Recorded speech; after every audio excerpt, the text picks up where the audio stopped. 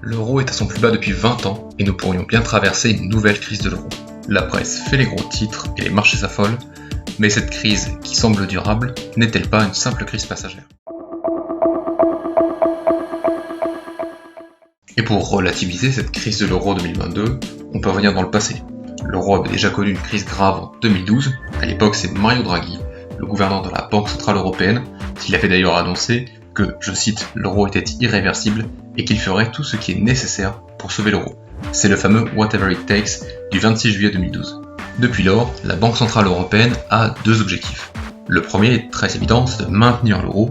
Le deuxième est une condition au maintien de l'euro, c'est de maintenir l'inflation dans la zone euro sous la barre des 2%. On va voir que ces deux objectifs sont contradictoires, et c'est ce qui amène 10 ans plus tard, aujourd'hui en 2022, l'euro à une grave crise, et ce n'est pas d'un complet hasard si Mario Draghi quitte le gouvernement italien. Et pour comprendre la situation, on va commencer par casser un mythe. L'euro n'est pas une monnaie unique, mais une monnaie commune. Je m'explique. Si vous avez de l'euro français, c'est une créance envers la Banque de France. Si vous avez de l'euro allemand, c'est une créance envers la banque allemande, la Deutsche Bank.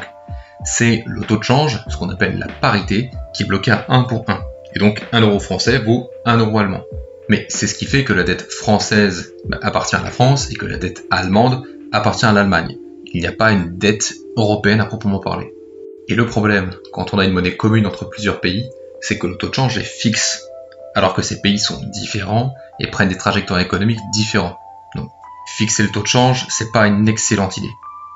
Parce que les pays qui sont moins productifs, mais qui sont dans un marché commun avec d'autres pays plus productifs, par exemple l'Italie par rapport à l'Allemagne, eh bien l'Italie s'en est toujours bien sortie en dévaluant la lire italienne.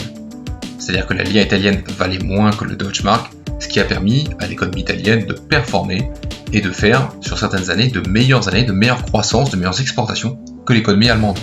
Or, si vous empêchez une monnaie de se dévaluer, ça contraint l'État qui ne peut plus dévaluer à s'endetter.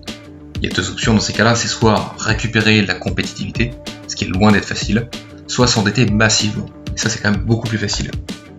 Et comment est-ce qu'un État s'endette? Eh bien, il émet des obligations d'État.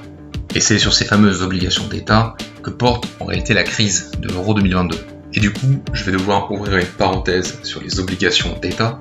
C'est pas très long et c'est très important pour comprendre.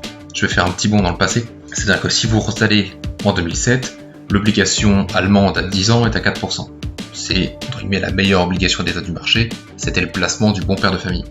L'obligation grecque, toujours à 10 ans, est à 4,25%. Ça veut dire qu'on a un écart de 0,25% entre une dette de très bonne qualité et une dette de qualité jugée plus risquée. Et donc l'écart de taux, qu'on appelle communément le spread, en 2007 est entre l'Allemagne et la Grèce de 0,25%. Il est aujourd'hui entre l'Allemagne et l'Italie à 4%. C'est un point historiquement haut qui nous invite à questionner sur comment est calculé le prix de la dette. Et quand je parle de prix de la dette, je parle en réalité du taux de l'obligation de l'État. Qu'est-ce qui fait que mon taux il est à 0, 1, 2, 4, 8%? La première raison sur la variabilité du taux, c'est le risque lié à la liquidité. C'est-à-dire que lorsqu'on prête de l'argent à quelqu'un, on immobilise son argent sur une durée T, et comme on immobilise de l'argent, on souhaite être rémunéré pour ça. C'est la raison qui fait que le taux n'est pas le même sur la dette souveraine à 3 ans ou sur la dette souveraine à 10 ans. Mais le risque lié à la liquidité, vous en conviendrez, que je prête mon argent à l'Allemagne ou à l'Italie, il est exactement le même. L'écart de taux ne s'explique donc pas par une question de liquidité. Le deuxième facteur qui peut faire varier les taux, c'est le risque lié à la solvabilité. Je m'explique. Les marchés financiers sont plus enclins à prêter à un État dont ils sont sûrs qu'il va les rembourser qu'à un État sur lequel la confiance est plus basse. C'est exactement le même principe lorsqu'un riche demande un emprunt à la banque l'accorde beaucoup plus facilement que lorsque c'est un pauvre qui demande un emprunt auprès de sa banque. Eh bien c'est exactement le même phénomène, cette fois-ci à l'échelle des marchés, et donc la différence de taux peut s'expliquer par un problème lié à la solvabilité des États. Et le dernier facteur qui va influencer le taux, c'est le risque lié à la convertibilité. Je m'explique. Lorsque vous prêtez de l'argent à un État et que vous lui prêtez sur 10 ans, rien ne vous garantit que la monnaie dans laquelle vous lui prêtez de l'argent existera toujours dans 10 ans. C'est-à-dire que vous pouvez très bien prêter de l'argent à un État en euros et être remboursé dans 10 ans en francs, en lire italienne ou en Deutsche Mark allemand. Et donc le risque lié à la convertibilité peut aussi expliquer en partie l'écart de taux entre les différents États. Ce qui veut dire que plus l'écart entre les différents taux des obligations d'État, ce qu'on appelle les spreads, est grand, plus les marchés anticipent soit un défaut de solvabilité, soit un défaut de convertibilité de la monnaie. Et si on veut savoir si les marchés anticipent plutôt un défaut de solvabilité ou un défaut de convertibilité, eh bien on peut faire un zoom sur le 10 ans allemand dont le taux réel, inflation compris, est négatif. Ça veut dire que vous prêtez de l'argent à l'Allemagne et qu'elle va vous en rendre moins que ce que vous lui avez versé. C'est-à-dire que, admettons, vous lui prêtez 100 euros, l'Allemagne vous rendra 95 euros. Et donc, les gens qui prêtent de l'argent à l'Allemagne dans ces conditions sont soit des idiots, et ils auraient mieux fait d'acheter de l'or, au moins ils n'auraient rien perdu, soit ils misent en réalité sur la fin de la zone euro, auquel cas ils ne seront pas remboursés en euros, mais en Deutschmark, et alors là ils font plus 30%, puisqu'on estime que le Deutschmark vaudrait un peu plus que 30% de ce que vaut actuellement l'euro. C'est-à-dire qu'en réalité, une partie des marchés mise sur une convertibilité, c'est-à-dire mise sur le fait que l'euro n'existera plus dans 3, 5 ou 10 ans. Et donc maintenant qu'on a compris comment fonctionnaient les taux sur les dettes souveraines, on va aller voir les dettes souveraines à proprement parler.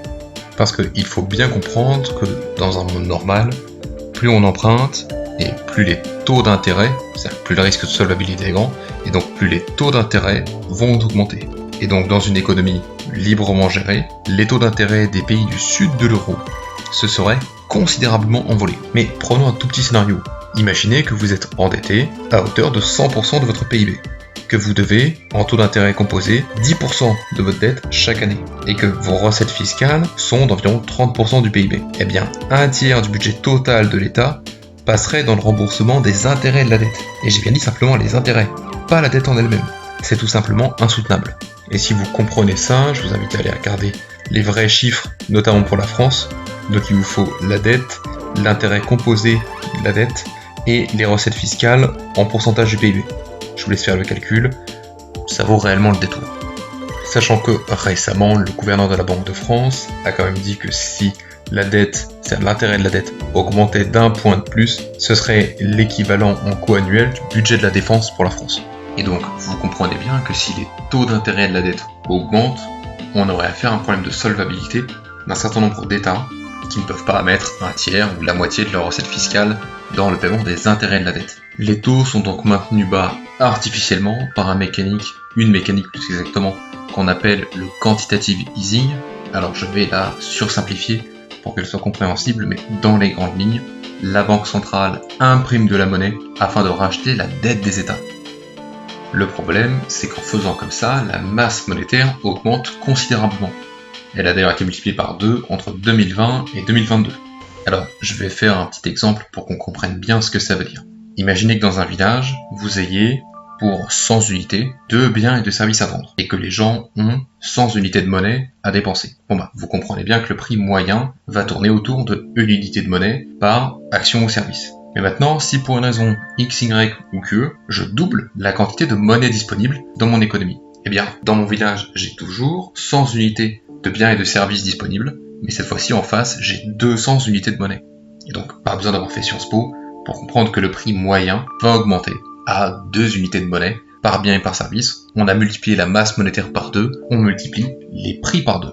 Et vous avez là la cause profonde de l'inflation qu'on vit aujourd'hui, qui n'en est, je prends les paris, qu'à ses débuts. On peut toujours remettre la faute sur tel ou tel événement conjoncturel, mais l'inflation conjoncturelle, si vous laissez. On confond souvent ça avec la hausse des prix. Quand on a un événement qui est localisé dans le temps, eh bien souvent le prix varie et revient à son prix initial. Là, nous sommes sur une augmentation durable des prix par cette mécanique d'inflation. On a doublé la masse monétaire entre 2020 et 2022. Eh bien, on paye aujourd'hui les conséquences des décisions politiques et économiques qui ont été prises dans cette période.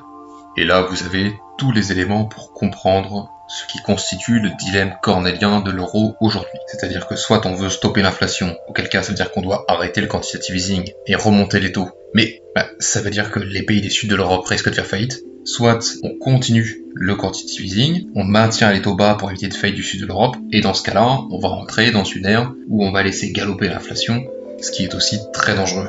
Ce qui est sûr, c'est que l'euro fait face à une grande crise, et qu'il sera bien malin, celui qui trouvera la solution à ce problème.